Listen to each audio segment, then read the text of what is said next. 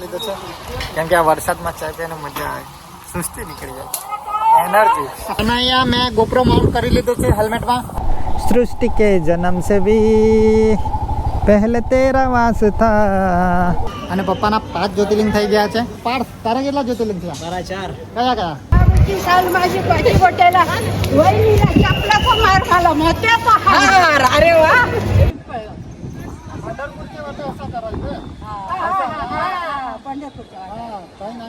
ત્રંબકેશ્વર મહાદેવનું જ્યોતિર્લિંગ મંદિર નાના સાહેબ પેશવા દ્વારા બનાવવામાં આવ્યું હતું. અગર મહાદેવ पे है आस्था तो हर मुश्किल का निकलेगा रास्ता. हर हर महादेव.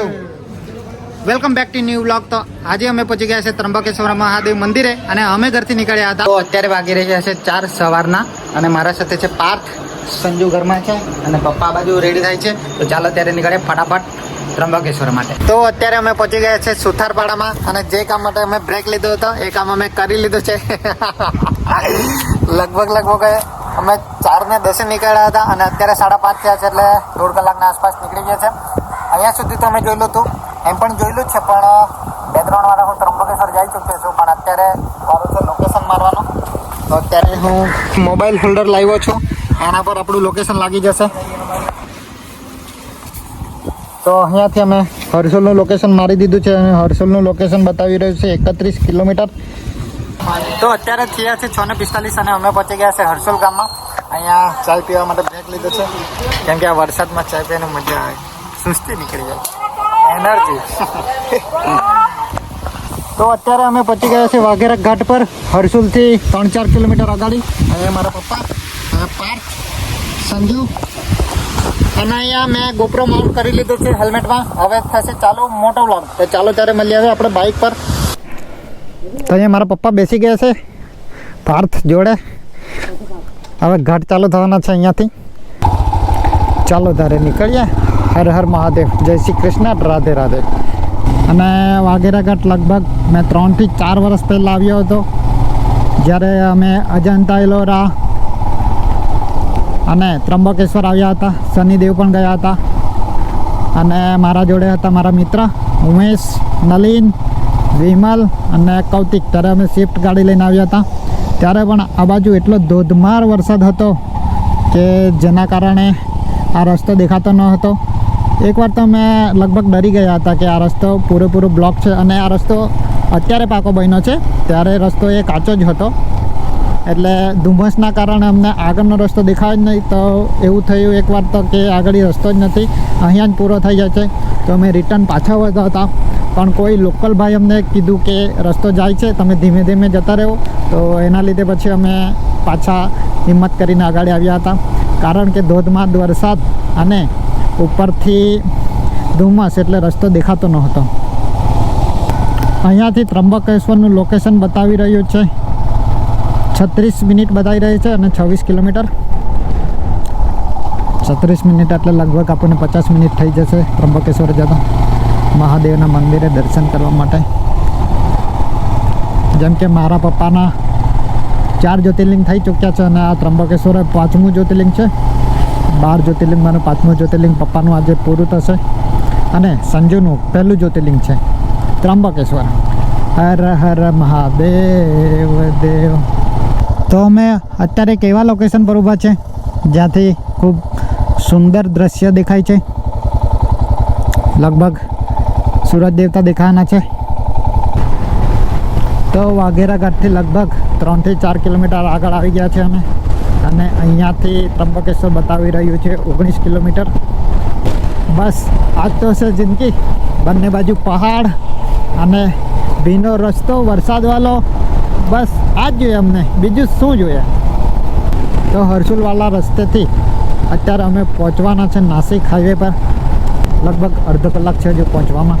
અહીંથી માત્ર 8 કિલોમીટર દૂર છે મહાદેવનું મંદિર. અને આપણને થોડી જલ્દી છે મહાદેવના દર્શન માટે, મહાદેવના પ્રસાદ માટે. તો અહીંયાથી છે ત્રંબકેશ્વર મહાદેવનું મંદિર માત્ર 6 કિલોમીટર. અને મહાદેવના દર્શન કર્યા પછી જો ટાઈમ બચે તો પાર્થ, પપ્પા અને સંજુને હરિહર ફ્રોટ હું લઈ જાઉં. મેં તો લગભગ 5-6 યર પહેલાં જઈ ચૂક્યો છું હરિહર ફ્રોટ. તો આપણે અત્યારે પહોંચી ગયા છે મહાદેવના દર્શન કરવા માટે ત્રંબકેશ્વર મંદિર.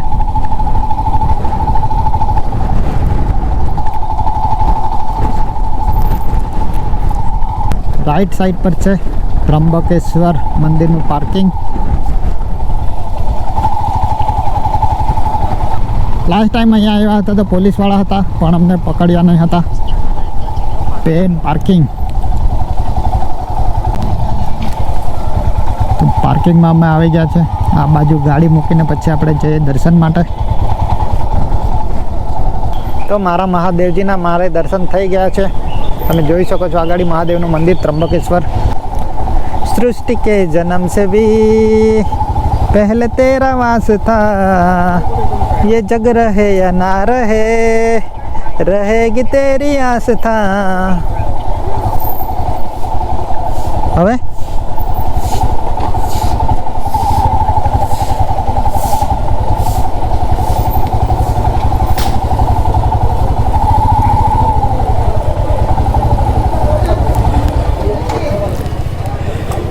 તો અમે અત્યારે આવી ગયા છે ત્રંબકેશ્વર મહાદેવ મંદિરે.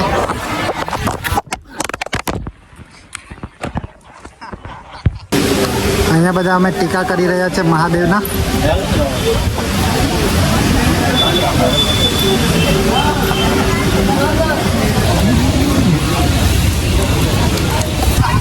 તો અહીંયાથી દર્શન કરવા જવાનું છે.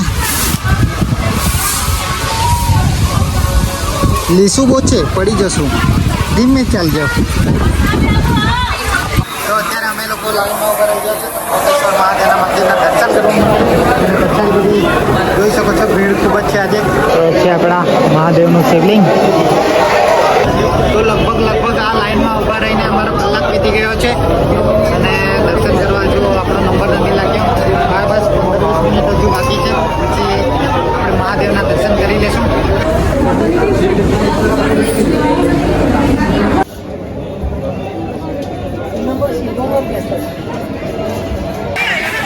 તો આ છે ત્રંબકેશ્વર મહાદેવનું મંદિર. અહીં અમે દર્શન કરી લીધા છે.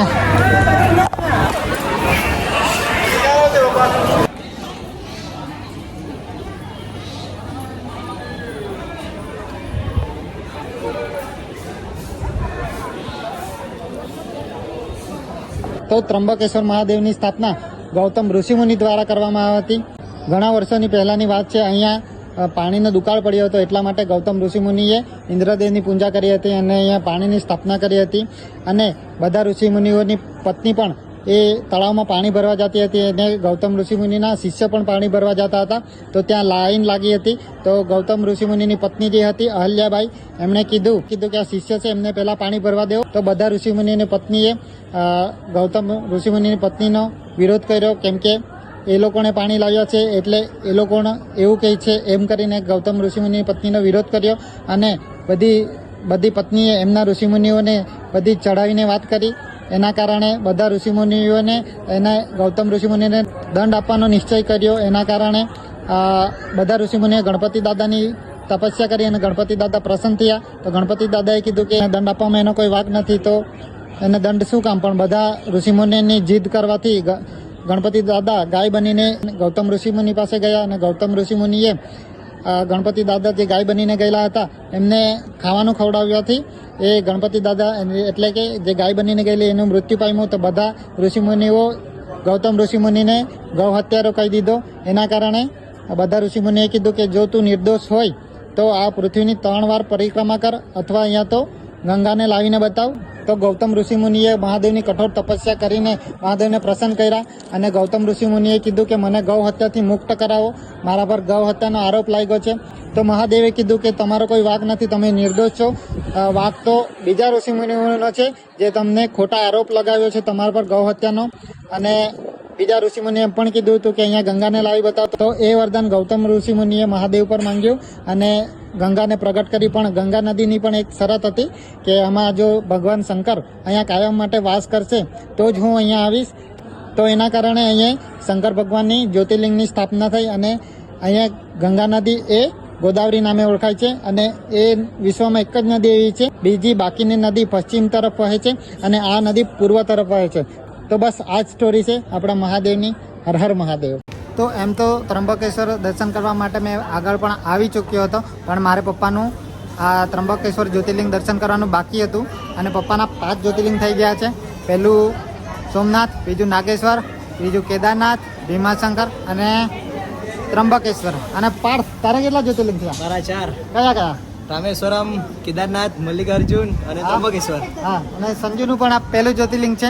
તો મહાદેવની આસ્થા સંજુ પર હવે પડવાની છે. મંદિરની કલાકૃતિ જુઓ તમે, પથ્થરોમાંથી કોતરકામ કરવામાં આવ્યું છે. ખૂબ જ સરસ લાગે છે, જોઈ શકો છો તમે.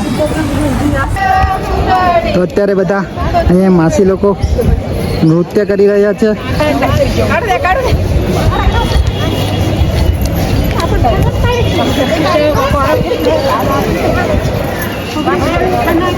साल माझी पाठी बोटायला वहिनीला चपलाचा मार खाला मोत्याचा हार. अरे वा.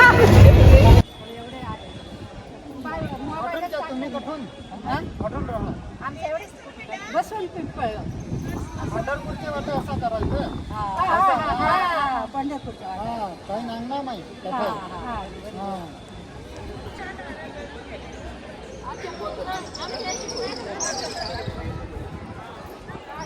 ત્રંબકેશ્વર મહાદેવનું જ્યોતિર્લિંગ મંદિર નાના સાહેબ પેશવા દ્વારા બનાવવામાં આવ્યું હતું. અને આ મંદિરની ખાસ વાત તો એ છે કે એમાં ત્રિમૂર્તિ છે, બ્રહ્મા, વિષ્ણુ અને શિવ. તો આજના વિડીયોમાં બસ આટલું જ. મળીએ ત્યારે આપણે નેક્સ્ટ વિડીયોમાં હરિહર માટે. ચાલો ત્યારે નીકળે હરિહર.